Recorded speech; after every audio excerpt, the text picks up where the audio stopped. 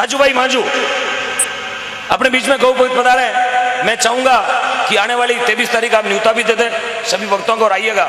2 शब्द एक बार जोरदार तालियां भाई साहब राजू भाई मांझू साहब के लिए, तो अमूल्य समय निकाल के रात को मध्य रात्रि में अपने बीच में आए। बहुत बहुत साधुवाद। मेरे बड़े भाई साहब के चरणों में, ओम जी के चरणों में मेरा नमस्कार। ऐसे किसी ने कहा था कि देश की सेवा करने वाले फौजी भाई से कम नहीं है, क्योंकि जिस प्रकार अपनी अनमोल गौ माता का सेवा कर रहे हैं, तो इतना धर्म के लिए कोई भी कर सकता है। ये बिना धर्म के लिए, इनको कोई स्वार्थ नहीं कि मुझे धर्म मिलेगा, करूँगा तो मुझे वो मिलेगा, मैं धर्म करूँ तो मुझे गाड़ी मिलेगी, मुझे बंगला मिलेगा, मेरा बच्चा नौकरी लगेगा। ये कोई निस्वार्थ भाव से आप जिंदगी में कोई काम करो तो निस्वार्थ भाव से करो। तो मैं सभी भाइयों से एक निवेदन कर रहा हूँ, माता और बहनों से, कि जिस प्रकार इस गांव के अंदर पहले एकता थोड़ी कम थी, मेरे पास सूचना आई थी कि एकता कम थी, गांव में जो गौशाला का प्रोग्राम रख रहे थे उनका विरोध चल रहा था।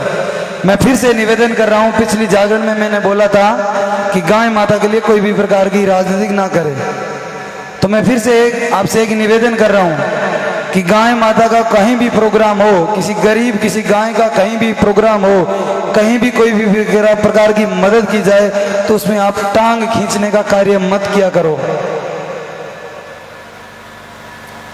किसी बड़े बुजुर्ग ने कहा था, किसी बढ़ते हुए को रोका मत करो। ये गायों के लिए सेवा कर रहे, इनके लिए टांग खींचने का कार्य कभी मत किया करो। जो भी सुन रहा है वो खुले शब्दों से सुन रहा है, खुले कानों से सुन रहा है कि जिसने भी प्रोग्राम में कहा था कि इसकी परमिशन लिया, तो गाय माता के लिए कौन सा परमिशन होता है भाई? आप जब अपने बच्चे को हॉस्पिटल ले जाते हो तो कौन सा परमिशन लेते हो? तो इसी प्रकार ये गाय है, अनमोल प्राणी है, जो अपन को दूध देते हैं, अपन से लेते क्या है? उनके लिए अपन परमिशन लेंगे, तो परमिशन का मतलब क्या रहेगा? मैं सबसे पहले धन्यवाद और सब देना चाहता हूं ओम जी मुंडेल, डॉक्टर ओम जी मुंडेल साहब को, कि जिस प्रकार से राजस्थान के अंदर हर गांव के अंदर, हर शहर के अंदर गौशाला का प्रोग्राम कर रहे हैं। हम तो पहुंच नहीं पाते कि हम 2, 4, 5, 10 गौशाला में पहुंच जाएंगे, क्योंकि 24 घंटे बिजी रहते हैं कार्य में, दूसरा काम। ये पूरा काम इन्होंने गायों के लिए अपना पूरी जिंदगी त्याग दी है। तो इनका सपोर्ट करने के लिए हम भी तैयार है, आप भी तैयार रहो, ये पूरा हिंदुस्तान तैयार रहेगा, तब इस धरती माँ के अंदर गाय का भूख नहीं मरेगी। कभी सुना है कि बांग्लादेश सीमा पे गायों के काटे जाते हैं, गायों को मारा जाता है, तो उनसे पापी तो हम हैं, या भूख मर मर के अपने सामने मर रही है, उनसे अपन क्या कम है? ये बात सोचो ना कि उनसे क्या कम है। वहां काट रहे हैं आंखों के सामने, और हमारे आंखों के सामने मर रही है भूख से, और गायों के लिए राजनीति कर रहे हैं। मैं फिर से निवेदन कर रहा हूं कि सब इस धरती माँ के लाडले, सब एकजुट होकर इस गाय माँ को बचानी है। तो आने वाले वक्त के अंदर ओम जी ने निर्णय लिया था कि 2025 के अंदर एक भी आवारी गाय नहीं मिलेगी। तो सबसे निवेदन कर रहा हूं, और मैं माताओं से, बहनों से निवेदन कर रहा हूं, अपनी बेटियों को इतना पढ़ाओ, बेटों से आगे बढ़ाओ। गांव के अंदर बेटियों को खेल कूदने से मना करते हैं कि खेलना कूदना ये बच्चों के लिए, शरीर के लिए स्वस्थ है, और बच्चियों को पढ़ाने के लिए आगे बढ़ाइए। बच्चे कम नहीं है, और जितना अपनी बेटियों को संस्कार दोगे, अपनी बेटों को स्कूल में पढ़ाओगे, इतना ही अपना देश तरक्की करेगा, आगे बढ़ेगा।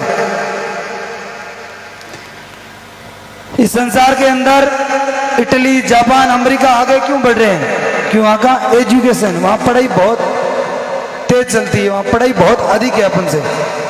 तो मैं निवेदन कर रहा हूं मेरे छोटे भाइयों से कि आप सेल्फी लेने के लिए बहुत तेज दौड़ते हो, मेरे से शिक्षा लेनी है तो कोई बदमाशी की शिक्षा मत लेना, कहीं झगड़े की शिक्षा मत लेना, किसी जेब कतरे की शिक्षा मत लेना, कोई गैंगवार की शिक्षा मत लेना। पढ़ाई, अपने माँ बाप की सेवा करना, और इस गायों और गरीबों के लिए हर समय मदद करते रहना, आप कभी गिरोगे नहीं। कभी चाकू लेके, कभी तलवार लेके, कभी पिस्टल लेके, मैं मजबूर हूं। मेरा अंदर दिल कहता है, मैं कितना अंदर से तकलीफ है, लोग मुझे सही रास्ते पे आने नहीं देते, मैं इतना मजबूर है। मैं एक दिन आपको मेरी मजबूरी बताऊंगा कि लोग कितने मुझे मजबूर कर देते हैं। मुझे चलते रास्ते से पत्थर मारते हैं, उनको जाके पूछो उनकी हालत क्या है। कोई इंसान को कभी मजबूर मत कीजिए, अपने रास्ते चलने दीजिए, और जिस दिन मजबूर करोगे ना तो उसकी हालत देखिए। तो मैं अपने बच्चों को, छोटे भाइयों को शिक्षा दे रहा हूं, ये चाकू, ये तलवार, ये हथियार, ये लूटना, इसमें पीना, ये दारू पीना, ये छोड़ दो। इस धरती का उद्धार करना है, इस धरती माँ का उद्धार करना है, तो नशे से दूर हो जाइए। बोले श्री गुरु जम्बेश्वर भगवान की। मैं ओम जी मुंडेल साहब को, डॉक्टर ओम जी मुंडेल साहब को फिर से धन्यवाद देता हूं। इनकी तरह तो सेवा क्या पता कर पाएंगे, लेकिन इन्होंने जो अपना जीवन इस धरती माँ के लिए, इस गौ माता के लिए अपना समर्पण दिया है, उनको मैं बहुत बहुत धन्यवाद मेरी पूरी टीम से, मैं उनकी तरफ से, उनके अंदर की आवाज से बोलना चाहता हूं। श्याम जी लोड, मनी जी शेखानी, भाई भोम जी मतोड़ा, राजेश खेतानी, भंवरलाल जी खींचड़, सरपंच साहब, भागीरथ जी जानी साहब, हमारे राजेश जी खेतानी, महिपाल जी मगरा, भाई सुशील जी ढाका, और हमारे प्रिय मित्र हनुमान जी लादेन, इमरत जी लोड, इमरत जी जुड, इन्होंने जिस प्रकार से पिछले 2 सालों से गायों के लिए हर समय, चाहे कहीं भी फोन कर दो तो हर समय तैयार है। ऐसे दोस्तों का मेरा साथ रहना मेरे लिए इतना सौभाग्य है, ये मेरे लिए एक भगवान के रूप के बराबर है, ये भगवान से कम नहीं है। इन्होंने, मैं कहीं भी जाता हूं मेरा इतना साथ देते हैं, इनका दोस्तों का कोई एहसान नहीं होता है, लेकिन इनका प्यार मैं कभी नहीं भूल पाऊंगा। एक माँ से कम नहीं, एक बाप से कम नहीं, एक भगवान से कम नहीं इनका प्यार, और इन्हीं का प्यार अब ओम जी से मिलके इस धरती का उद्धार करेंगे।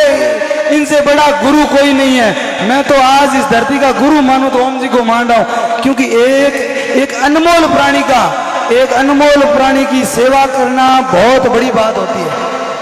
इंसान की सेवा कर सकते हैं, गुरु जी की सेवा कर सकते हैं, जो किसी का नहीं है। गाय रोती है तो किसको कहती है मुझे भूख लगी है, मेरा पेट दर्द कर रहा है, उनकी सेवा कर रहे हैं। मैं इनको धन्यवाद देना चाहता हूं, बहुत बहुत धन्यवाद।